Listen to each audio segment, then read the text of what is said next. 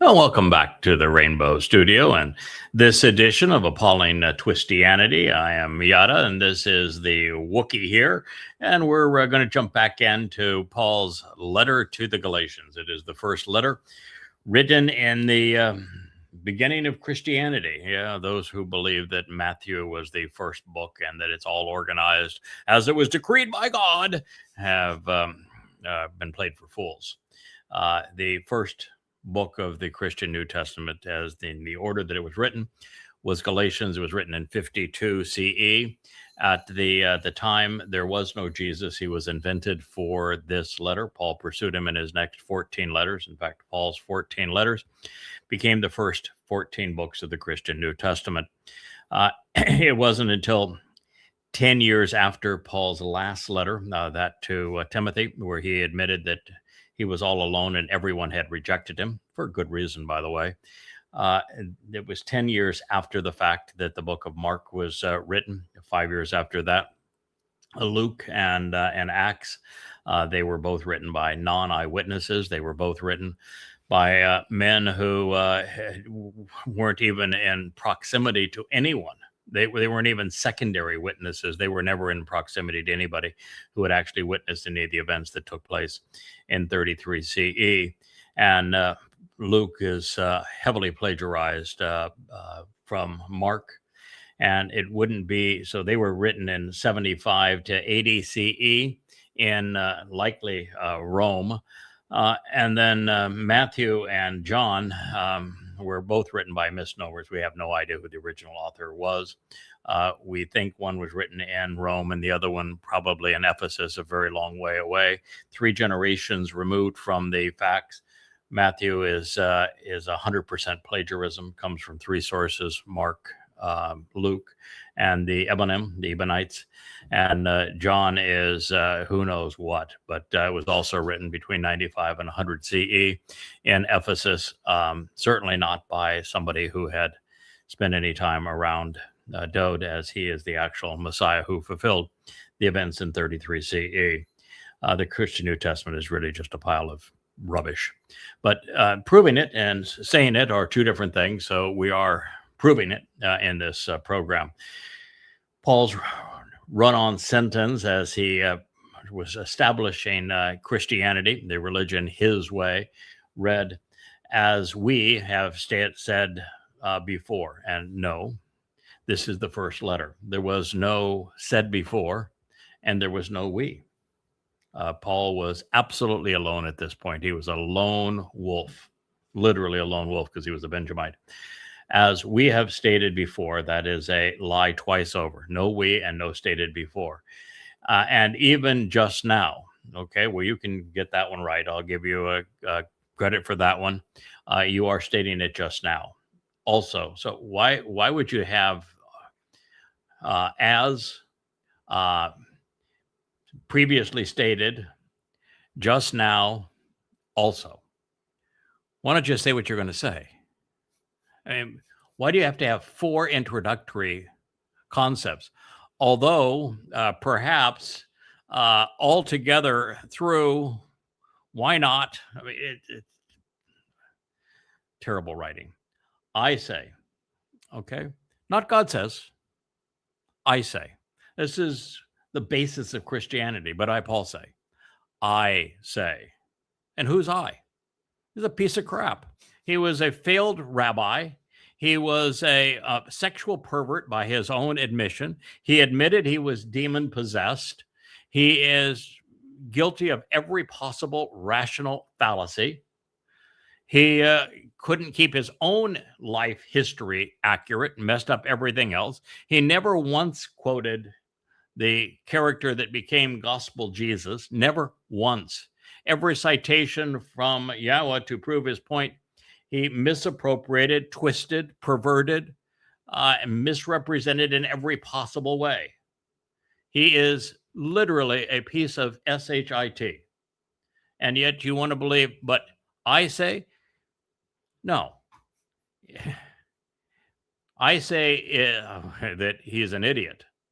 So as we have said before, lie, just now, also, I say. You just got to believe. 2.5 billion people believe the religion that this man conceived with these stupid letters. As we have said before, even just now, also I say, if someone delivers a evangelizo, a gospel, a helpful messenger, communicates a useful message, it's from you to be good, beneficial, and angelo, which is either message or messenger. Take of that which you will. To you, similar or contrary to, in opposition with, or just positioned alongside, para, which means close to, besides, approximately the same, near, beyond, or greater than, in the opinion of some, even associated with. So para is not much of a contrast. It is much more of a comparison. So if someone presents a message that is somewhat similar, positioned alongside that which you received, and that would be, he's talking about what he received from whom, Paul? Not from God. From himself. From himself. Can't be from Jesus, because Jesus didn't exist yet. Jesus never talked to, even gospel Jesus never ventured to Galatia. So it's from himself. You received, you bought in, you associated with, you related to, which, by the way, happens to be another lie because they rejected him. He made that clear in his previous statement. It shall be, it will, this is written as I wish or command, it shall exist as. The present tense means that this state currently exists and that it will continue for an undisclosed period. The active voice means that the subject, Paulos, who is the speaker, is actively engaged in bringing about the curse. And the imperative mood serves as either a command or an expression of the speaker's desire, or both. I want a curse to exist, and I demand that a curse exists with dreadful consequences. Galatians 1:9. So Paul is putting everyone on notice that he is the God of his religion, and he will not tolerate a rival. He would remain vengeful, and dreadful results would follow for anyone that would dare say that he was a piece of shit. Cursing the Jews, no problem. But if the Jews responded to him, they were demonic. He would not prevail through evidence and reason. No, there was no differentiation here, was there? There was no, listen, I know I presented a message to you that I cited out of the Torah, and you had already heard, or somebody else presented a message to you that was presented out of a different book of the Torah or from a prophet, and their interpretation was slightly different than mine. And let me explain that I base my definition on an explanation on these words conveyed in this context this way, and they chose to interpret those words differently. And so I'm going to tell you that both ways have some merit, but the reason I think my interpretation makes more sense is when you look at the etymological history of these words, and you view them in this context, and you consider them with what else God conveyed throughout the Torah and prophets, this interpretation makes more sense than the other one.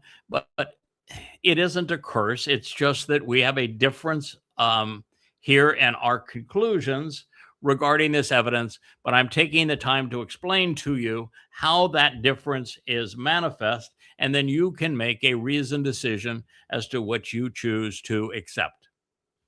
Did he say any of that? No.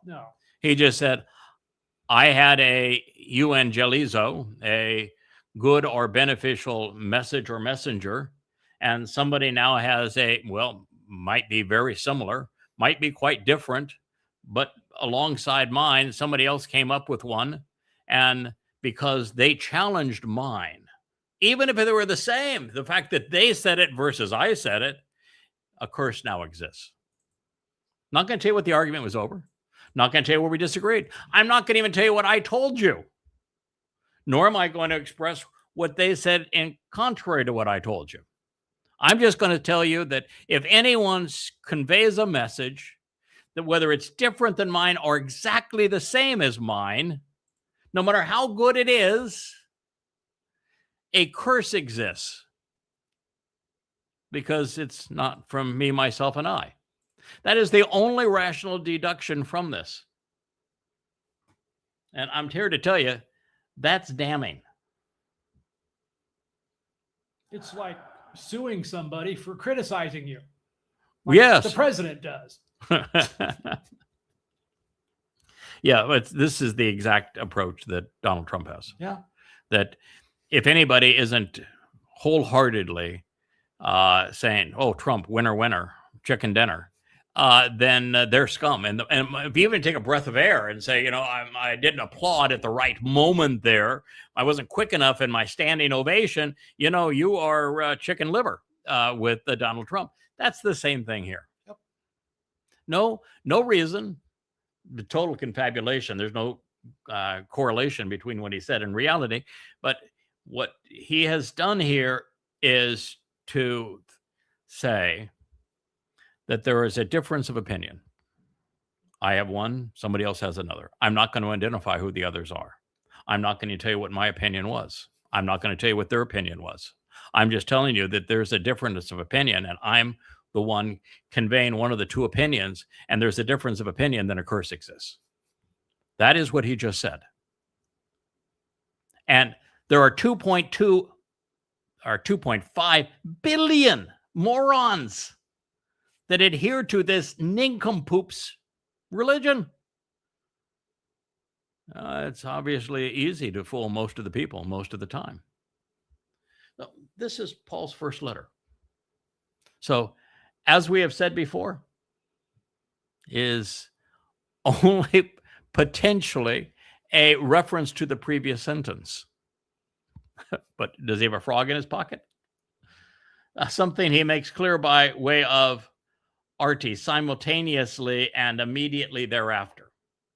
As a result, since Paulos is writing exclusively under his own chosen name, no longer under his given name, Shaul, we must consider what he's trying to accomplish by using we, then ponder why he felt it was necessary to transition back to I in the same sentence. Who were his partners? And why at times did he include some and exclude them? He doesn't tell you, does he? Now, it is revealing, therefore, that Galatians 1:6 begins, I am amazed, first person singular, present tense, but then transition to we delivered, first person plural, past tense, in Galatians 1:8, when ranting about the same issue that they rejected him.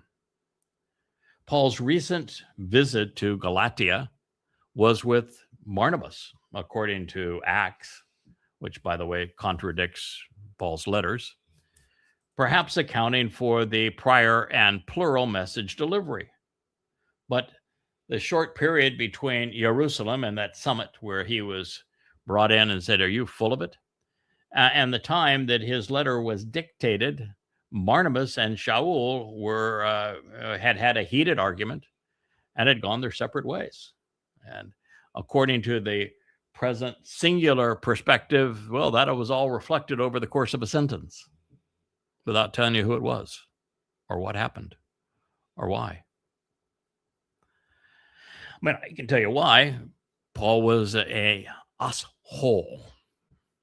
At least that would be the case had Galatians 1:9 not included we and I in immediate succession. Also, interesting, Shaul will take a mean-spirited swipe at Barnabas before this letter is through, just as he condemns Peter within it. All was not good within Christendom. As is the case with everything Paul writes, he never bothers to explain the nature of the argument. Ever. Not once. Ever. All this says is that I'm always right and everyone else is wrong, even if they come up with the same answer. Sounds familiar. As such, even if Shaul's opinions were right, and they're not, ever, without a basis in fact, this would not be helpful.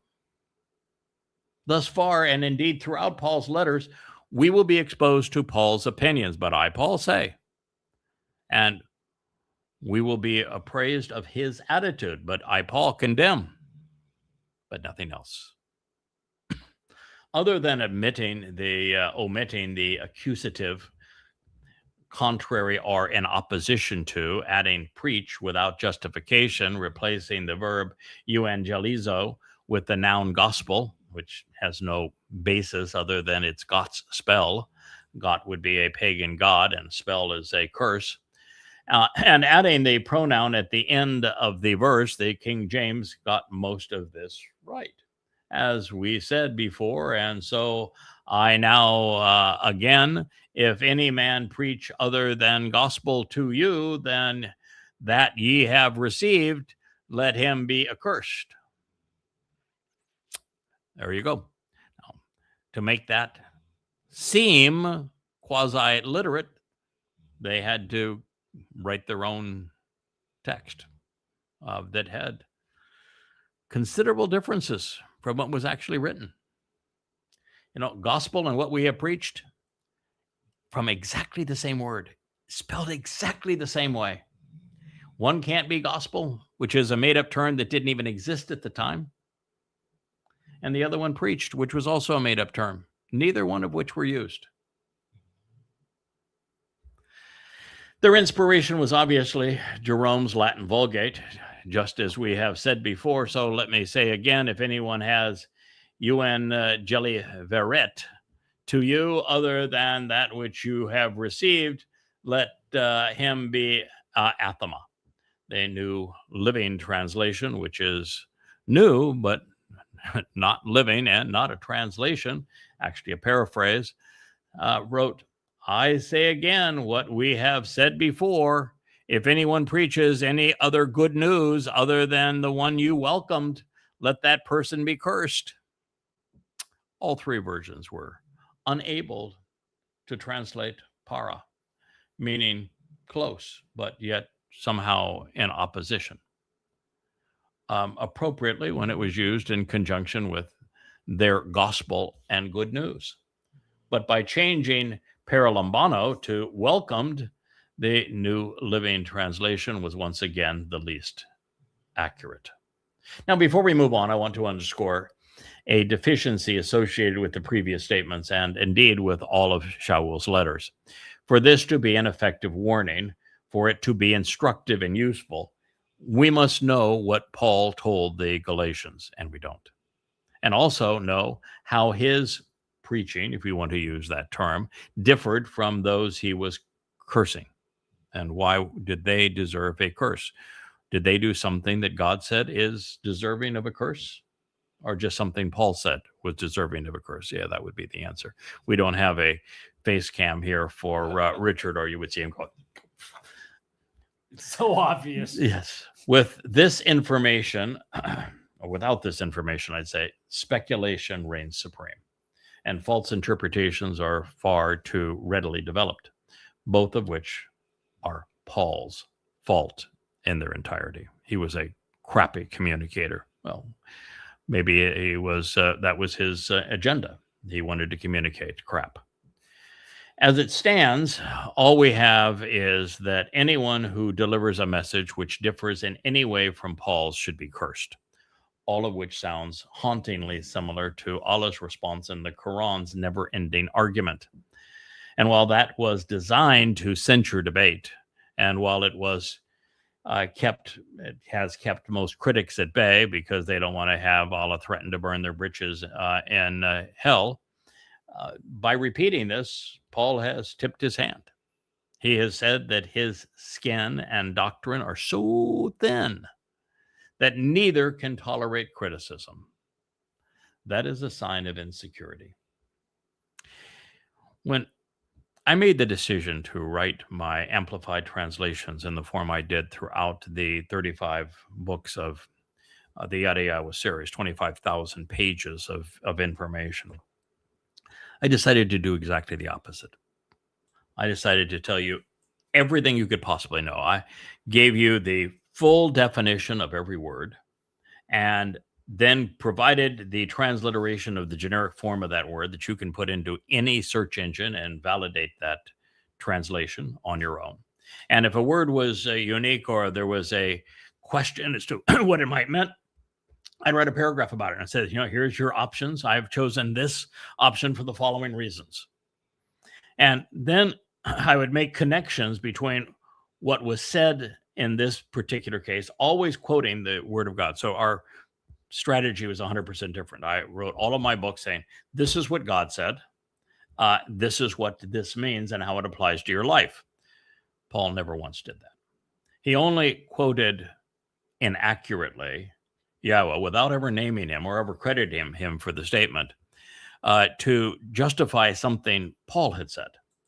And then he had to misappropriate what Yahowah actually said. My goal was, rather than create as inaccurate a rendering of God's testimony as was possible, and to always pull it out of context, to always provide the opposite intent, my goal was to do exactly the opposite of that. And it was never to prove my agenda. It was always start with what God said, present it as accurately and completely as possible, always do so in context, and then deduce conclusions based upon what he said. Paul took exactly the opposite approach. ButIPaulSay, I validate it by taking a snippet of what God said out of context and misrepresenting it. They are the opposite approach. And if you want to trust Paul over what I have done, you're an idiot. Yahowah.com, it's all there for you. Those who cannot defend their message attack those who are critical of it. In politics, this strategy is known as killing the messenger. Now, introduction aside, here's a quick review of Shaul's second and third sentences.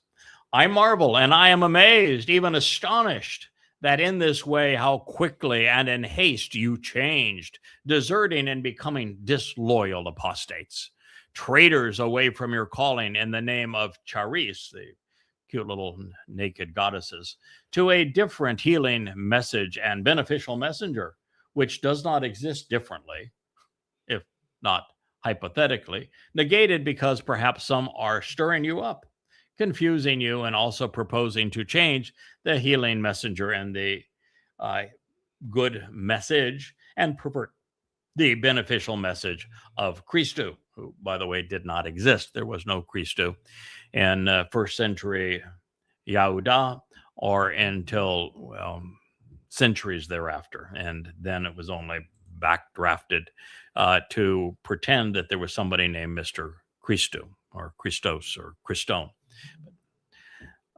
Never existed. Complete misnomer. And based upon a nothing prophecy that was actually delivered by the actual Messiah and spoke of what he himself was going to do, none of which the imaginary Christo actually did. No reference to a Christo anywhere in the Torah, prophets, and Psalms. So you can't have a Mr. Christo as a fulfillment of prophecy or having anything to do with the Old Testament. If you want to make up your lies and create a myth of Iusu Christo and equate him to Dionysus and Zeus, have at it. You can do that, but to attribute them to Yahowah, his Torah and prophets, and to say that he spoke of them and that they are a god and that they are associated with the God who scribed the Torah and prophets, inspired them, you can't do that without presenting yourself as a complete fraud. And that's what he did. So it says, then, but to the contrary, if we or a messenger out of heaven conveys a healing messenger or beneficial message to you, which is approximately the same or contrary to, or even positioned alongside what we have delivered as a beneficial messenger or announced as a healing message to you, then a curse with dreadful consequences exists. It means that somebody speaking directly out of heaven, Yahowah, for example, whom he doesn't know by name, and they were to say something that is different than what Paul said, then there would be a curse on Yahowah, placed by Paul. Let me know how that works out. Yeah, tell me how that works out for you. I can tell you how that works out for you. There's a place for that. And it's named after, that's the, Shaul got, he got naming rights because it's called Sheol, written exactly the same way in the Hebrew text. Maybe there's a message in that. As we have said already, and just now, immediately thereafter, repeatedly, I say, if under the conditions someone delivers a helpful messenger or communicates a useful message to you, similar to or contrary to, in opposition with, or just positioned alongside, I know you think I'm repeating myself, but this is what he wrote. No matter if it is close to or greater than that which you received, it shall be, and in fact, I command and want it to exist as a curse with a dreadful consequence. That's 1:9 after 1:8. Yes, he repeated himself. Why? If you're going to take that many words, why wouldn't you actually present what the difference was? Why wouldn't you name who the rivals were? Why wouldn't you explain why it was important that one message was valid and the other wasn't? Why wouldn't you validate your approach on something that Yahowah had said? Like in the Torah, Yahowah says that that the covenant is essential and that it delivers these benefits and it requires these acceptances from us. He can't explain his own. No, because what he is creating is a religious construct that can only be believed through faith and cannot ever be proven by fact. And in fact, Jesus Christ, his construct, is nothing but a product of identity theft. He never existed. So, are you confused or sickened? Angry or cursed? Now, living life to its fullest in the loving embrace of the most wonderful woman I have ever met, sitting in my study in America's paradise, overlooking the turquoise waters of the Caribbean Sea in the U.S. Virgin Islands, while translating Yahweh's Torah and prophets, including my King song, I am proof positive that the only thing Paul cursed was himself and those he beguiled. But don't take my word for it. Read the 35 books, all presented free at yada.com. There's 5 devoted to ripping Paul to shreds very effectively. All I had to do is report what Paul said and approach what Paul said historically, logically, and in comparison to what Yahowah said. And when he quotes something from God whose name he never mentions to prove a point that he's trying to make, and he misquotes him, proof. Poof. And I do that hundreds and hundreds and hundreds of times. So as we move to the next statement, while the interrogative required to frame the question presented in most English translations does not actually appear in the Greek text, it is implied because Paul is asking us to choose, but he didn't know how to write a question. These questions, however, are rather odd, considering that Paul has pitted his message against God. He said that the Torah was pornography in his opening statement. He said that the whole purpose of his caricature, Iusus Christo, was to rip us away from that Torah.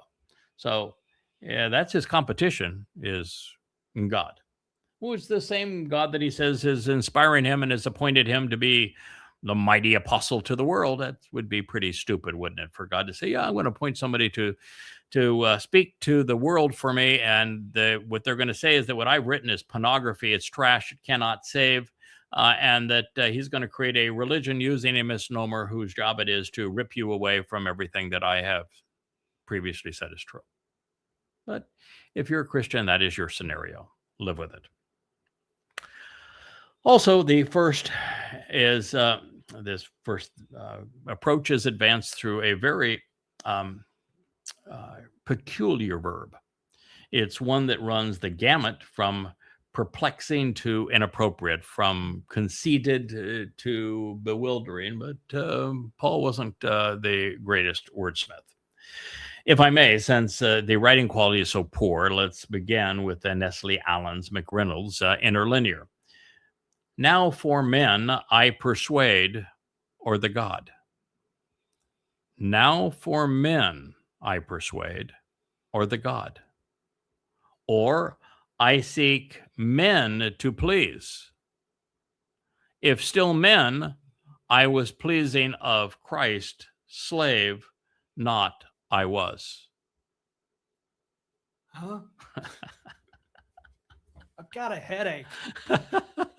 I'll read that again. This is the most scholastic of all possible renderings. It's literal from the Nestle Allen's 27th edition, which is a composite text of manuscripts. Unfortunately, they never adjusted their text to the 69 pre-Constantine manuscripts, because, well, there's 300,000 known variances between those and the text that they have delivered themselves. But and they don't tell you how many differences there are, and the fact that there's twice as many differences as there are actually words in the New Testament. But they don't want you to know any of that. But nonetheless, that is the most scholastic approach you can take is, now for men I persuade, or the God. Or I seek men to please. If still men, I was pleasing of Christ, who, by the way, didn't exist. Slave not I was. Well, that's clear as mud. So then amplified and even more literal. And I have done this throughout every verse that is presented, because I have access to the 69 first, second, and third century manuscripts, even the early 4th century manuscripts, and therefore can render this exactly as it was testified to in the manuscripts prior to Constantine and Eusebius writing their own text the way that they saw fit. And therefore it reads, for, which is gar, because, currently, arti, or simultaneous, just now, men I persuade. Now, they want to turn this into a question, because it's the only way it works is as a question, but it does not actually appear in the text. It just reads, for currently, men I persuade. This was Pitho. I presently, actively, and actually use words to win the favor of. I seduce, mislead, coax, convince, appease, and placate, introducing someone through words to believe so that they strive to please me by tranquilizing them, would be a complete definition of the word in the tense that it was written. And look it up yourself. Or, alternatively, the God. Or, by the way, God didn't have a name. You know, all gods have a name. Dionysus had a name. Amen-Ra had a name. Zeus had a name. Jupiter had a name. All the gods had a name. Why doesn't Paul's God have a name? Poor Paul God doesn't have a name. Paul's got two names, Shaul and Paul. In Paul's words, he is God. Well, yeah, well, of course. But poor Pauline God doesn't have a name. Or the God, or, and do I does not exist. Or I seek to please and accommodate men. I oblige men, humans. Yet nevertheless, I don't know how do you get there, nevertheless, from there, but yet nevertheless, if, boy, the conditional clauses here are just would choke a cow. Yet nevertheless, if men, I was pleasing and accommodating, slave of Christo. Certainly not was me. This is where they got the speaking style of Yoda from Star Wars. You're going to demean Yoda this way? Oh, I'm sorry. Okay. All right. So the initial verb, pitho, was written in the first person singular, present active indicative, which not only means that Paulos is again operating on his own, but also that the opening sentence literally reads, because currently men, I presently, actively, and actually use words to win the favor of. I seduce, I mislead, coax, appease, and placate. Inducing belief through words, pleasing to me while tranquilizing them. Or the God. So regardless of which option we choose, this question poses a series of rather serious problems. Well, only a problem if you're a Twistian. I'm not, so it's not a problem for me. It's an opportunity for me.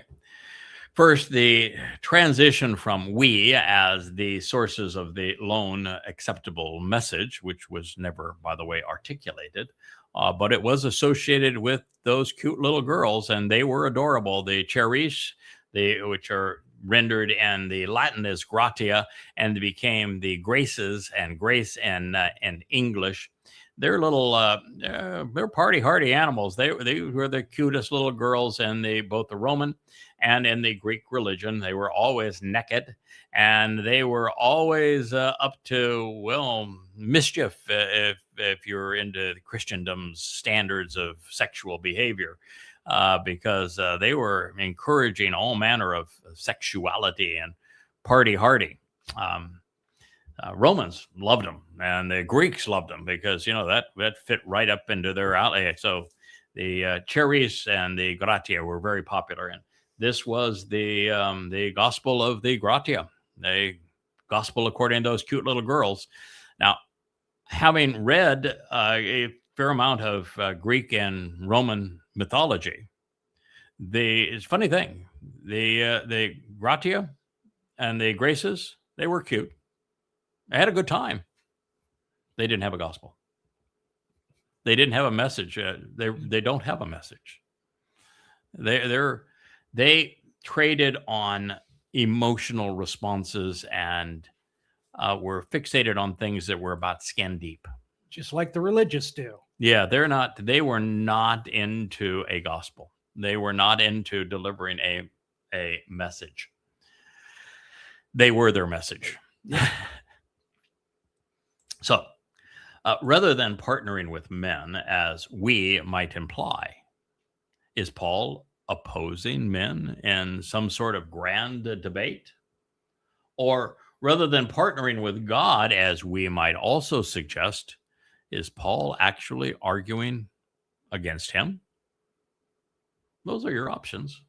And while Paul's personal confessions, his side here, his positions on his approach affirm that, well, if you read to the bitter end, he has a partner. He said there was a messenger, a gelos. He used the Greek, a messenger. This would be like a malak. Hasatan is a malak. He said there was a malak from Satan that controlled him. That's his partner. End of 2 Corinthians, if you want to verify that fact. There is a hint of delusional arrogance here in this transition, just a hint back to I, because no matter how we translate pitho, Paul is implying that his rhetoric and reason are sublime. It is as if he wants us to believe that he was so much smarter than everyone else, that he could take on God and men single-handedly, one hand tied behind his back, half a tongue working. Second, winning favor along with, I should say, persuade and convince. So winning favor along with persuade and convince is the best we can do with pitho. Every other connotation makes this question, or pretense of a question, substantially worse, because it would read, I presently, actively, and actually seduce, mislead, coax, appease, and placate men. Or God. Take your pick. Third, in spite of what the religious zealots have been led to believe, we are not called to win the favor of men. Not once, not ever, by God. He does not want us to win the favor of men. Men can earn the favor of God, but we are not called to win the favor of men. If your goal is to have men favor you and to like you, then I can assure you you're not speaking for God. Ever. You want to know the fastest way to have men disavow you? Speak for Yahowah. Guarantee it happens 100% of the time. There really isn't an exception to that. Look at every one of his prophets. Look at all the key players in his story. 100% of the time, always the same. If you're speaking for God, you are not winning the favor of men. It is always the opposite. We're not even called to persuade and convince men. No. We are called to know what Yahowah said, to understand it, and then once we know it and understand it, to share it. What people do with it is completely up to them. And the notion of persuading and convincing God, it will, apart from Paul's letters, that would be nonsensical. I've had a few arguments with God. I've said, God, you're making this really hard. Could we have this? Could we have a little bit easier than it is? And he says, nope. So you want to have an argument with God? You're going to get a lot of nope. No. And then after a while, you grow up and you say, oh, now I realize why it's hard. It has to be hard. If it wasn't hard, idiots like this would appear in heaven, and then heaven would be filled with idiots like this, and then heaven would be like hell. So it can't be easy. You've got to have the want to. You've got to have a desire to pay attention to what God says. You've got to have your mind working. You've got to think it through. You've got to come to reasoned deductions and then act upon that and be consistent with it. So God's not trying to make it easy in this case. So as I say, I remember one of the last times a couple times that I had an argument with God, I had written years ago, 22 years ago, a book called Prophet of Doom. And it's the only book that I had not gone back and edited as I learned more over time. And so I didn't want to go back and edit that book because, well, it's about Muhammad, who was a pedophile and rapist and mass murderer and demonic piece of crap. And his non-God, who was modeled after Satan. And so it's really dark. And it's like, you have to go into, for every day that you're in a book like that, you have to trounce into hell and wallow in the mud with these monkeys. And I just didn't enjoy it.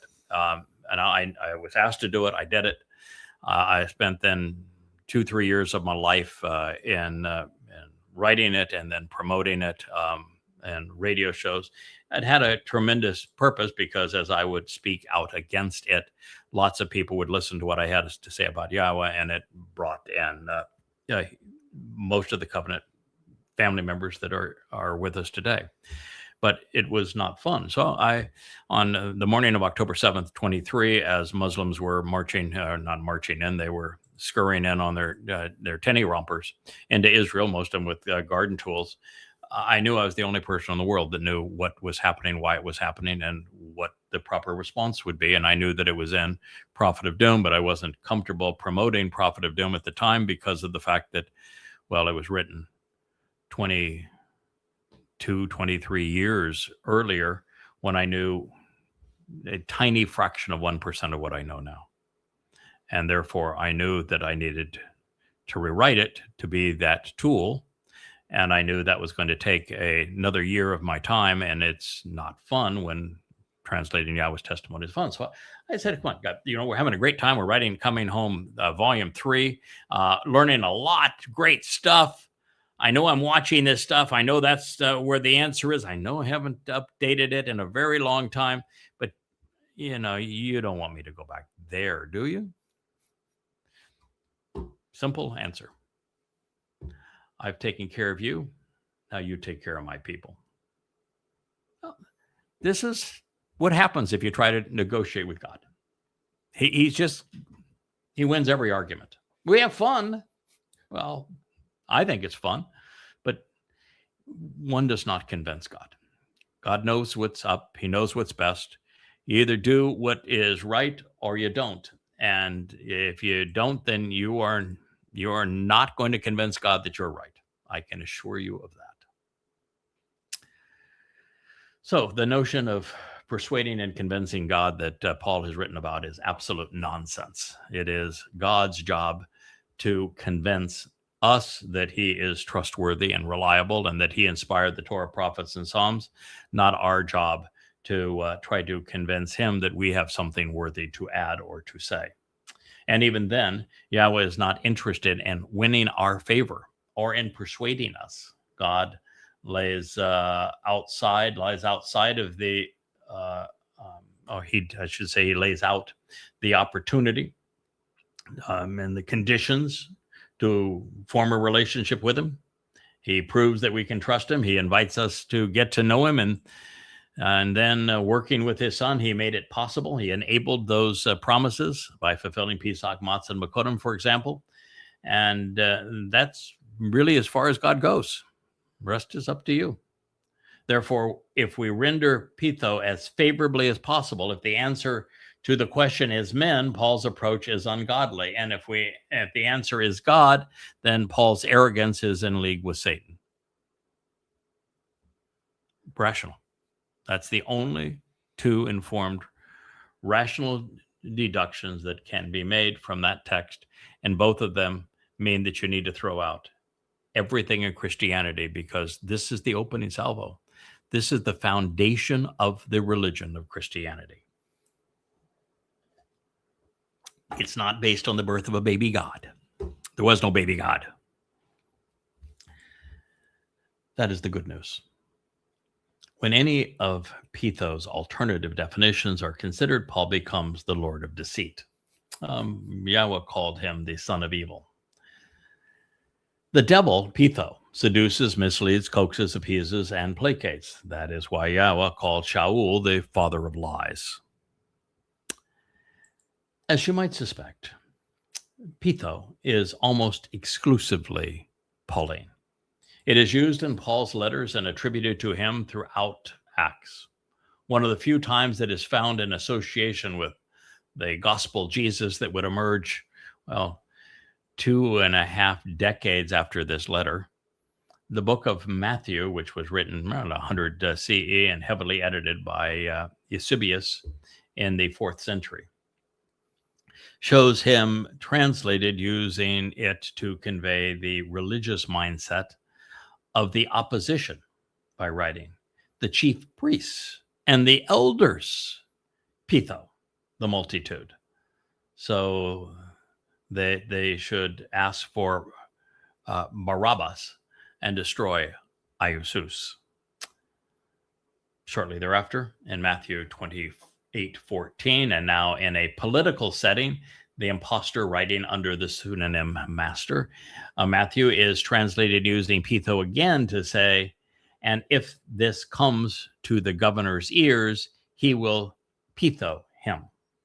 So it's presented there as a religious term and a political term in opposition to gospel Jesus. Luke, who was Paul's attaché, his propagandist and his spiritual healer, in his hearsay account translates gospel Jesus using, I use gospel Jesus because there is no real Jesus. So if I'm going to reference the one that's now presented in the Gospels, what am I going to call him other than gospel Jesus? Translates gospel Jesus, the impostor, using Pitho twice, but neither translation is credible in that Luke wasn't an eyewitness, and even in the fables written of him, the mythical misnomer never spoke Greek. So he couldn't have used the word.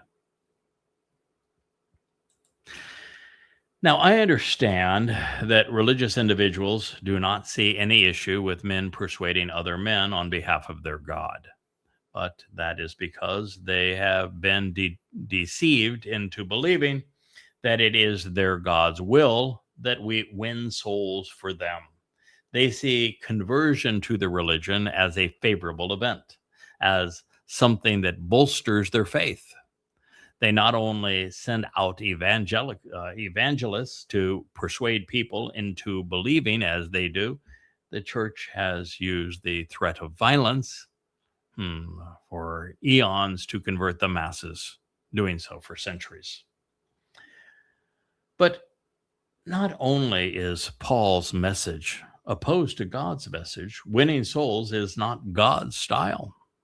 He's trying to push them away. He doesn't want most people anywhere near him. Yahweh is only interested in those who are interested with him. And all he wants from us is to understand who he is, what he's offering, and what he expects in return. And yet there isn't 1 in a million people that can answer any one of those 3 questions. That way we can choose, once we know the answer to those 3 questions, of our own volition, to get to know him, to ignore him, to reject him. With God, it's all about free will. Now, these things known, there is no way to overemphasize the consequence of this question, or pretense of a question. No matter the answer, it proves that Paul did not speak for God. It also demonstrates that his use of we did not include God.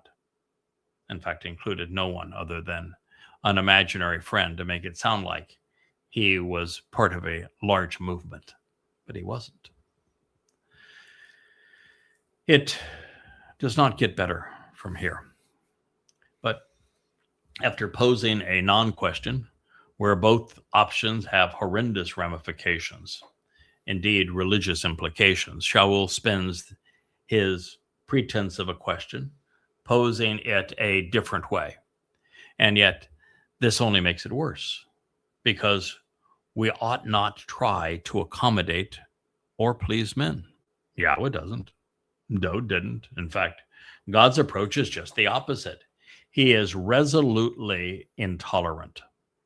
He does not accommodate the views of the vast preponderance of people. He is displeased with humanity and says so overtly. While it is Yahweh's desire for us to get to know him, he only accommodates the few who do. Also problematic. With the juxtaposition of the first and second E, which is or, we cannot isolate Paul seeking to please men from the possibility that he is attempting to accommodate God. The first option is disingenuous and pathetic, while the second is ludicrous. Not only were these questions left unanswered, which is typical Pauline style, which leaves one wondering why they were even posed. Why would you do that? You're going to say there was a difference in opinion on one message versus another. You're going to use a bogus term for message. And then you're going to say that if any message differs or even is similar from mine, but is presented by somebody else, even if they came from heaven, that they're cursed. And you're not going to explain what the differences were. And then you're going to say, ask a potential question, am I trying to seduce God or men? And you won't even answer that question. Why pose these hypotheticals?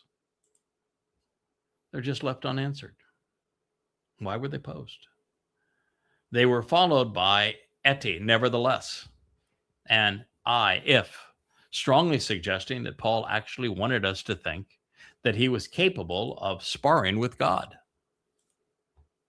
Further, aresco, the next verb that Paul deploys, is not a cerebral concept, but instead speaks of exciting and enticing emotions. And the object this time is Christo, indicating that God, rather than being predictable and dependable, can be swayed by an emotional appeal. Well, Yahweh has an emotional component to his nature.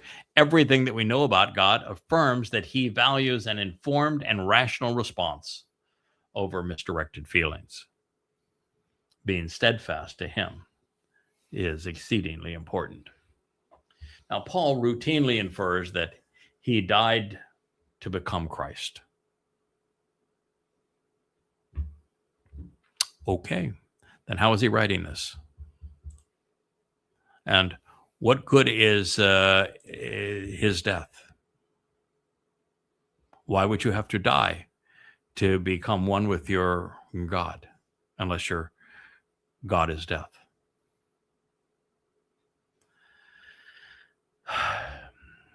Certainly, then he says, which is what of Christo, certainly not was me. Now, who knows what that means, but that's what he wrote. However, if one sees Paul's iousu Christo as the new and mythological caricature upon which Pauline religions was contrived, then the author of this letter is the living embodiment of the Christian Jesus Christ. Paul is to Jesus Christ as Muhammad was to Allah. They're one. They are the same. If you know one, unfortunately, you know the other. If you like one, well, then you'll like the other, but that doesn't say much for you. If we were to dispense with the dubious connections and evaluate Paul's rhetoric as if it were presented in a debate, he'd flunk. It couldn't pass that test either. Shaul deployed a non sequitur. The initial question was not answered by his hypothetical, and there was no quid pro quo between accommodating man and serving his Christo. Moreover, how is it that Paul, who fashions himself as one of those who liberated the faithful from the bondage of the Torah, is now positioning himself as a slave, which he did? And not just anybody's slave. He is now in servitude to the same Christo whose death supposedly freed everyone from slavery. So this has become a litany of contradictions. And the fact remains, only an egomaniac would suggest that someone might wonder whether or not a man was persuading God. And that is especially troubling, since the opening stanza of this letter affirms that Paul was not effectively persuading and convincing men. Beyond this, perhaps we can deduce that Paul's intent was to convince his audience by displaying hostility towards the Galatians, which he did at large. When you have a blanket indictment and you're condemning all people for rejecting you, maybe the finger ought to come the other way as opposed to out there. He never figured that part out, because he wrote the same letter to the Thessalonians and wrote the same letter to the Corinthians. All three times he was there, he preached his little brains out, or whatever it was that he was preaching from, and came back and wrote a scathing letter and said, "Why did you reject me? You all turned against me," just as he did here to the Galatians. Anyway, he was displaying hostility towards them at large, as well as against all other messengers or messages. That was, he was trying to demonstrate without proving it, but was he there to please God and not men? And if he was there to please men, why did they were also displeased with him? And if he was trying to please God, why didn't he quote him? Why didn't he name him? But nothing, and why would you take umbrage with it? In other words, if you're speaking for Yahowah and everybody rejects it, which is natural, why would you take umbrage? Why would you have a tizzy fit and say that any message, even from heaven, that differs from mine is a curse? Speak for Yahowah. Yahowah's got big shoulders. They want to reject Yahowah. That's their choice. They're not rejecting you. They're rejecting Yahowah. So let it be. It will be. Nothing displeases God more than denouncing and discarding his testimony, which is what Paul completely did. Now, this is a serious problem for thoughtful and rational individuals. When Paul was not focusing on himself, he was focused on presenting an errant characterization of replacement Jesus. Neither perspective has merit. Even gospel Jesus said that people should focus on the Father and not on him. But since Paul is in opposition to Yahowah and his Torah, that simply wasn't possible. Now, I'm keenly aware that there is a limit to the amount of criticism that an audience will endure. And while gospel Jesus differed from Yahowah and called the faithful to love their enemies, we are not encouraged by God to expose and condemn his foes and those of his people, which is why questioning Paul is so essential. So he wants us to do this. This is what God does routinely. He points out the foibles of religious and political mantras so that we're not lured by them, and God wants us to do that. I mean, the first thing that God asked me to do when we first met 25 years ago is to expose and condemn Allah, Muhammad, and Islam, which I did. And then his next request is just do the same for Paul and Jesus, which I did. There's 10 books now available on those subjects, all free at yada.com. So to be appropriate, our criticisms need to be bolstered by evidence and reason. They need to be consistent with God's testimony, and they should be focused on an individual, an institution, or a very specific message. We can't play the anecdotal game. Well, I know a Christian that was a good guy, or I know a Muslim that was a bad guy, so the religion is good or bad based upon an anecdotal evidence. You want to play anecdotal evidence, go away, because you are a waste of breath. It's got to be focused on an individual responsible for disseminating a message, or the institution in which embodies it, or the specific message itself, like that of the Quran, the New Testament, the Zohar, the Talmud. That's fair game. So is Akiba, Paul, Peter, Muhammad. In Paul's case, his blanket dismissal of an entire province and nation is not appropriate, nor is his criticism without justification. And Paul seldom provides any under any circumstances. He condemns Peter without even giving a reason. He condemns John of nothing more than having a different evangelion than his. So this letter opened similarly to what we read earlier from Romans 7 and that diatribe with universal condemnation. Generic statements like that seldom have any value. When you say, all Greeks are overweight. No, some are, some aren't. And some people who are Greek are not Greek are. Some are not. It's generalities like that never are even worth stating.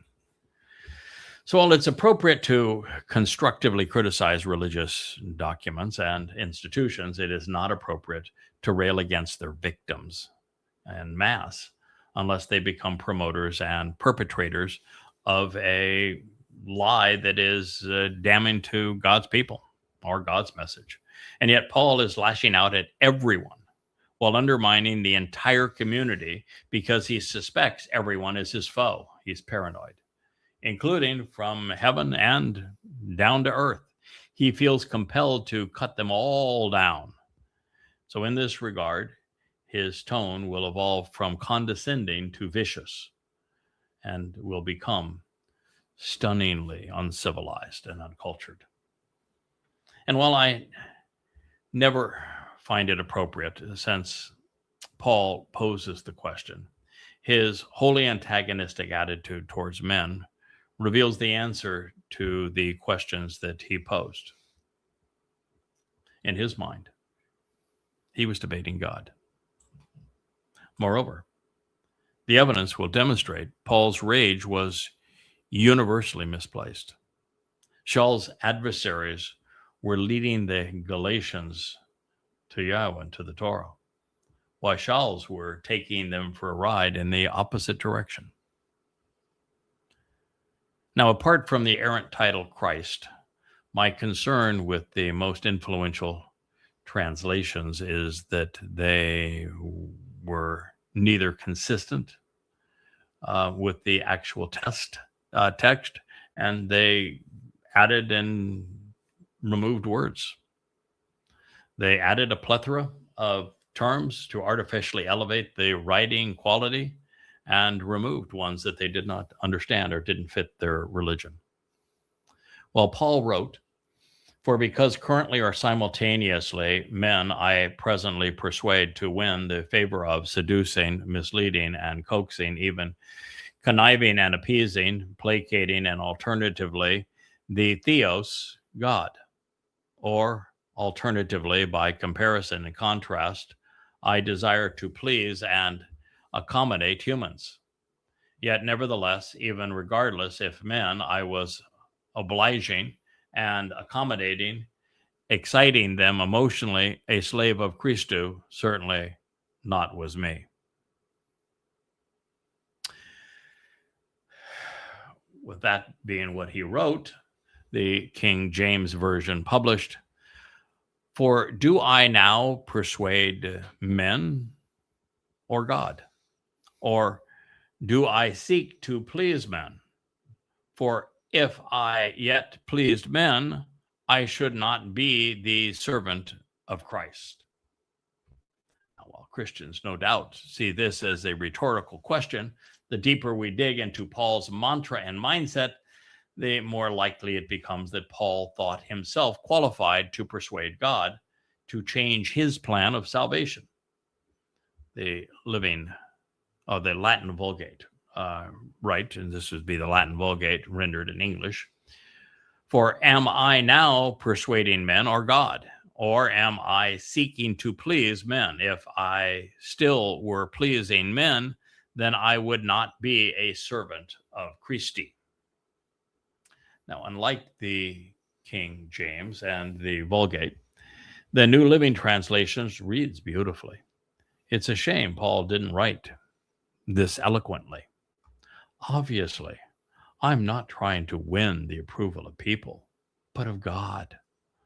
If pleasing men were my goal, I would not be Christ's servant.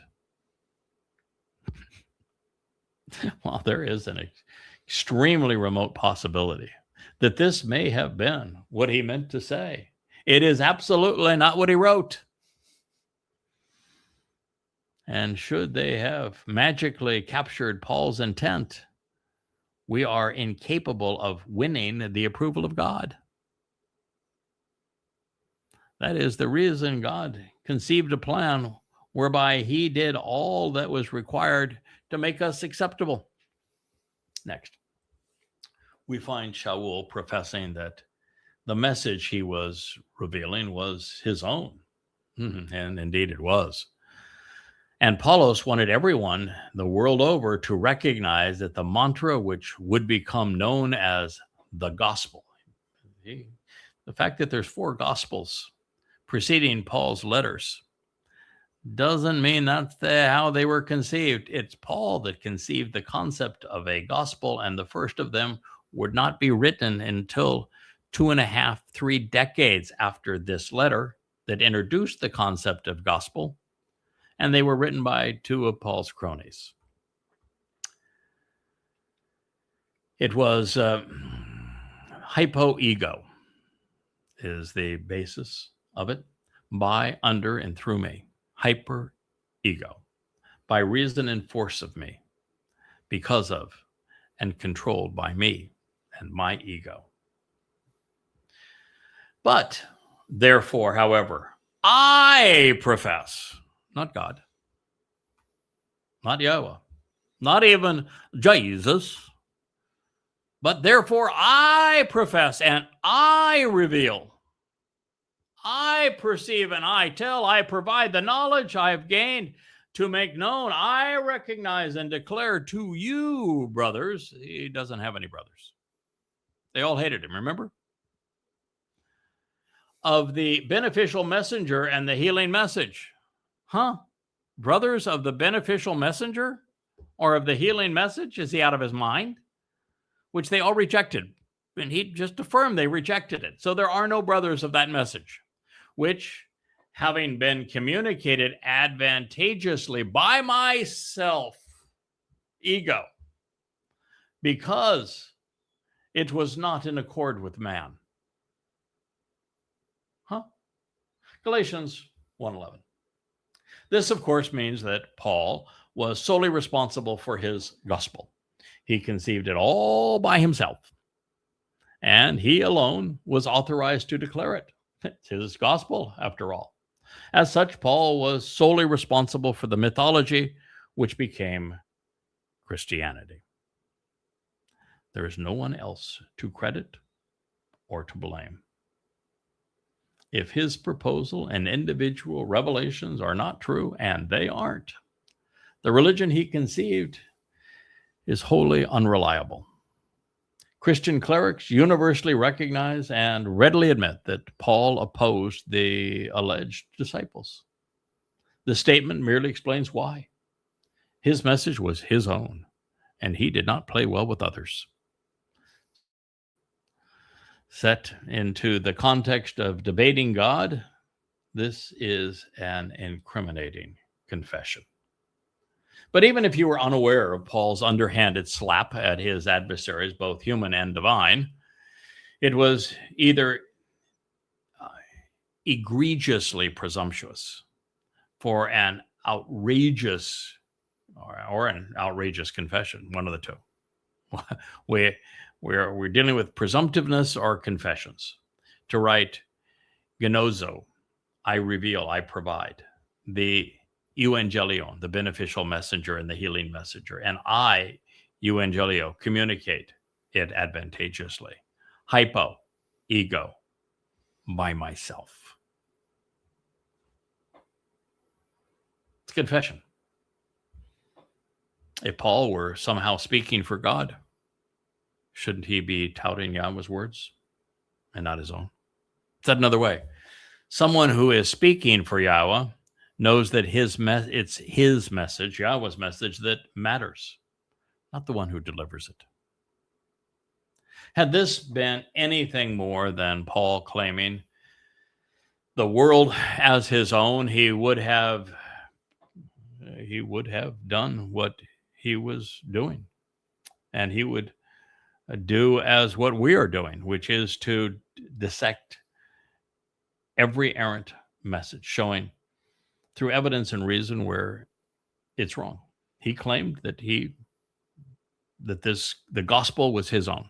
So they don't have a gospel of Matthew, Mark, Luke, and John. No, the gospel is Paul's. He invented the concept. He won't take any rivals, and he argued with God to create his version. And he then claimed that his message alone would stand, and anyone who had a different gospel than his was cursed.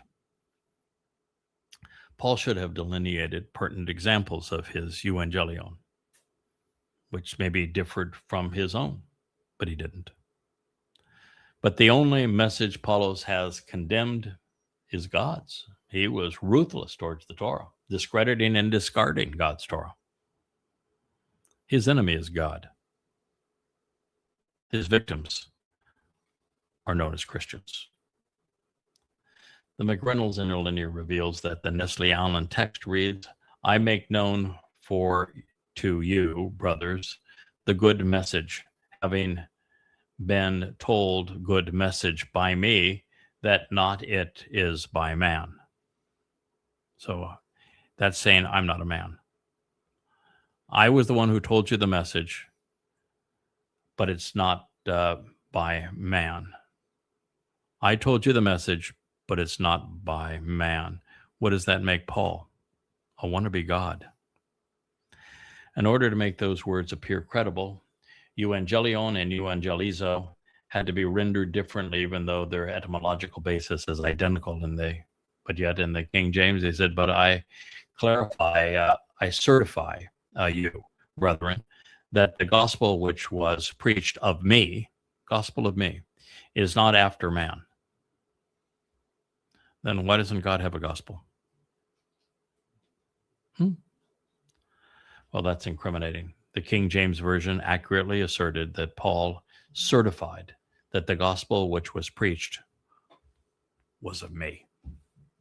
In a rational world, this would have been sufficient to bury him. Jerome's blend of Old Latin text was both less accurate and less convincing. The Latin Vulgate reads, "For I would have you understand, brothers, that the Evangelium, which has been evangelizatum by me, was not according to man." Then where is God's proof text on it? I've translated most of the Torah, prophets, and Psalms. I've analyzed God's words, his message. I don't find a gospel anywhere in it, nor do I find the cute little gratia or the charities. I find a Paul mentioned, and God says that he's the plague of death. But that's not helpful to Christians, is it? But never had ever informed. The New Living Translation ignored 6 of the 12 Greek words. And then they added 10 English words of their own choosing. If you can't convey the meaning of the words in the text, then don't pretend that it is a translation, okay? Just said we're writing a novel. Still inadequate to support their theology, they grossly misinterpreted and misrepresented and inconsistently translated evangelion. Dear brothers and sisters, I want you to understand the gospel message I preach is not based upon mere human reasoning. The use of mere implies that human reasoning was a contributing factor. And that suggests that Yahweh's message was incomplete or inadequate, and that he required the contribution of Shaul's considerable intellect. When you combine Paul's arrogant and incriminating statements with the Christian interpretation of them, you have the crime and the confession laid right at your feet. So why have so few people held Paul accountable and condemned his New Testament in the process? Now, what follows is the other half of Shaul's defense. He is saying that he was not influenced by any human agenda or institution, while implying that those who oppose him are in opposition to his God.